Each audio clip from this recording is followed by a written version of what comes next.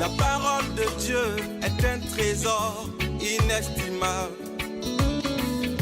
Ne laisse pas ta Bible fermée. Oh non, non. Lis-la, médite-la, nourris-toi. Lis-la, médite-la, nourris-toi. Bonjour.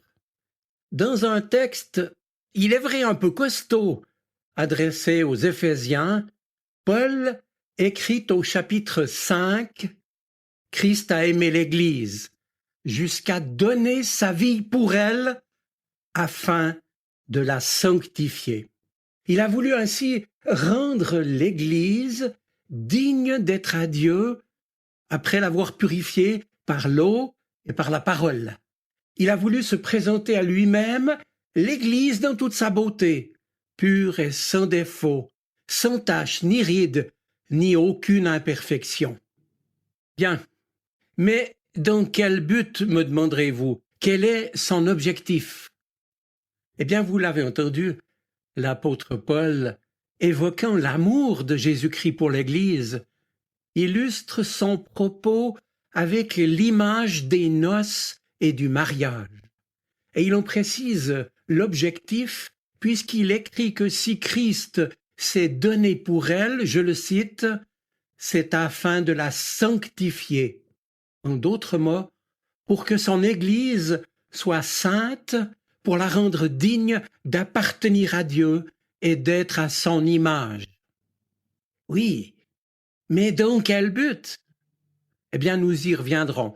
Mais Paul commence donc par rappeler à ses lecteurs que ceux et celles qui se sont tournés vers le Seigneur, répondant à son appel, ont été accueillis, pardonnés, purifiés et renouvelés par l'amour et la volonté de Dieu. Nous savons que le seul passage obligé, si l'on peut dire, pour eux a été de croire, de faire confiance, de mettre leur foi en Jésus-Christ.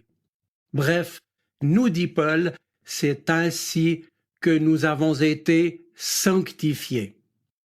Par ailleurs, l'apôtre Paul, s'adressant aussi à son ami et collaborateur Tite, va nous l'expliquer plus en détail, je le cite, « Lorsque Dieu, notre Sauveur, a manifesté sa bonté et son amour pour les êtres humains, il nous a sauvés, non point parce que nous aurions accompli des actions justes, mais parce qu'il a eu pitié de nous. Il nous a sauvés et fait naître à une vie nouvelle au travers de l'eau du baptême et par le Saint-Esprit. Car, ajoute Paul, Dieu a répandu avec abondance le Saint-Esprit sur nous par Jésus-Christ notre Sauveur. Ainsi, par sa grâce, il nous a rendus justes à ses yeux et nous permet de recevoir la vie éternelle que nous espérons. C'est en Tite, chapitre 3. Eh bien, cette allusion au baptême, au travers duquel nous sommes visiblement et symboliquement associés à la mort et à la résurrection de Jésus-Christ, cette allusion nous renvoie bien sûr au chapitre 6 de la lettre aux Romains. Et en voici l'essentiel. Ne savez-vous pas que nous tous qui avons été baptisés pour être unis à Jésus-Christ, nous avons été baptisés en étant associés à sa mort.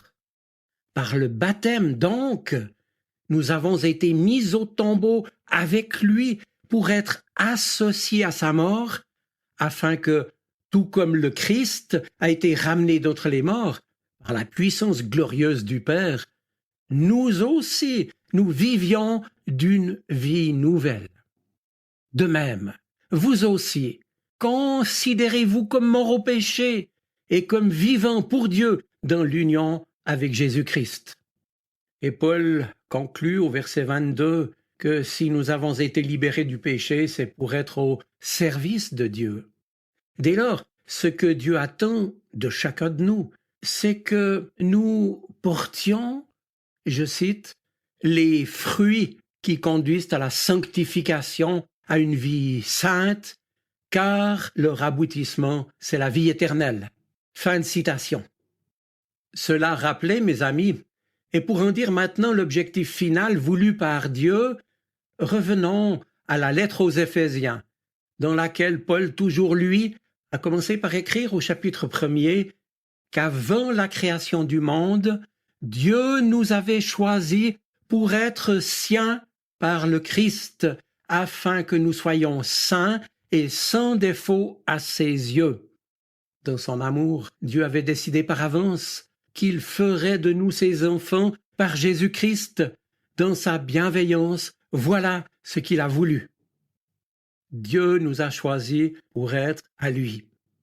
Le mot grec anomos, traduit ici par sans défaut ou irréprochable, dit que nous avons été appelés par Dieu lui-même à être entièrement sanctifiés, ce qui est en fin de compte l'objectif de notre propre collaboration au travail du Saint-Esprit, agissant en nous jour après jour. Aujourd'hui, pourvu que nous n'y fassions pas obstacle, mes amis, le Saint-Esprit est donc au travail en chacun de nous, et cela pour transformer nos vies à chacun et conformer son Église à son image et à sa ressemblance. La sanctification est donc le processus de notre croissance de la vie chrétienne, qui débute lorsqu'on répond à l'appel de Dieu. Car alors, et ça c'est 1 Corinthiens 6 qui le dit, nous avons été lavés, nous avons été sanctifiés, nous avons été justifiés au nom du Seigneur Jésus-Christ et par l'Esprit de notre Dieu. Et désormais, notre croissance dans la vie chrétienne s'effectue par son action en nous, lorsqu'on se met à penser différemment, ou comme le dit l'apôtre Paul, lorsque nous sommes transformés par le renouvellement de notre intelligence ou le renouvellement de notre mentalité. Une telle métamorphose, car c'est bien de cela qu'il s'agit, une telle sanctification pour qu'elle puisse réaliser l'objectif voulu par Dieu, implique de notre part une ferme et concrète résolution de vivre chaque jour en Dieu, c'est-à-dire avec lui, conduit par lui, à son écoute, à nous laisser modeler à l'exemple de Jésus. Dès lors, comprenons bien ceci, le Saint-Esprit ne pourra pas agir totalement en nous si nous lui refusons l'accès à certaines parties de notre vie. Nous lui donnons volontiers notre cœur et notre vie, mais nous gardons bien des choses hors de sa portée, n'est-ce pas? Nous sommes donc appelés à nous offrir entièrement au Seigneur pour qu'il puisse nous transformer, esprit, âme et corps, dans nos pensées, nos sentiments et nos actes les plus quotidiens. C'est en tout cas la conclusion qu'en tire Paul, s'adressant aux Galates. Il leur dit « Laissez le Saint-Esprit diriger votre vie, et vous n'obéirez plus aux désirs de votre propre nature humaine. Car ce que l'Esprit Saint produit, c'est l'amour, la joie, la paix, la patience, la bienveillance, la bonté, la fidélité, la douceur et la maîtrise de soi. L'Esprit nous a donné la vie, laissons-le donc aussi diriger notre conduite.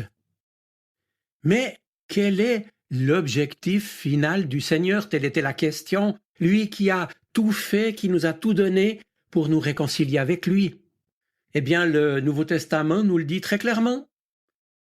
Lors de son retour et quand le temps sera venu, le Seigneur se présentera à lui-même, celle qui lui est promise, son Église, qui sera alors glorifiée et unie à lui pour toujours.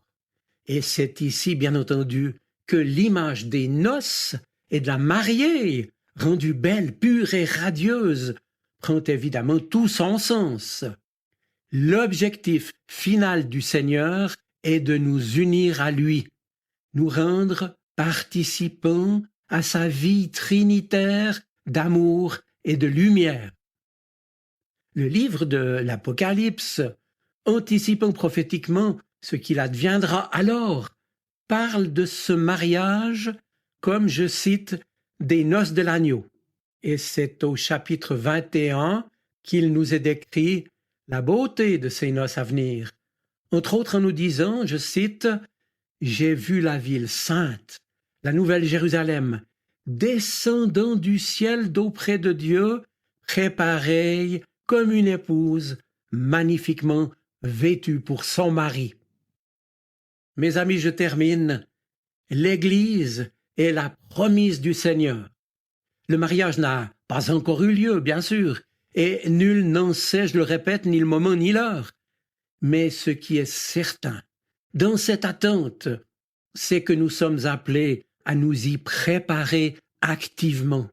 Et donc, chacun de nous, appelé aussi à collaborer, jour après jour, à cette progressive sanctification que Dieu désire pour nous. Je vous souhaite une bonne semaine. Soyez bénis. Amen. La parole de Dieu est un trésor inestimable. Ne laisse pas ta Bible fermée. Oh non, non. Lis-la, médite-la, nourris-toi.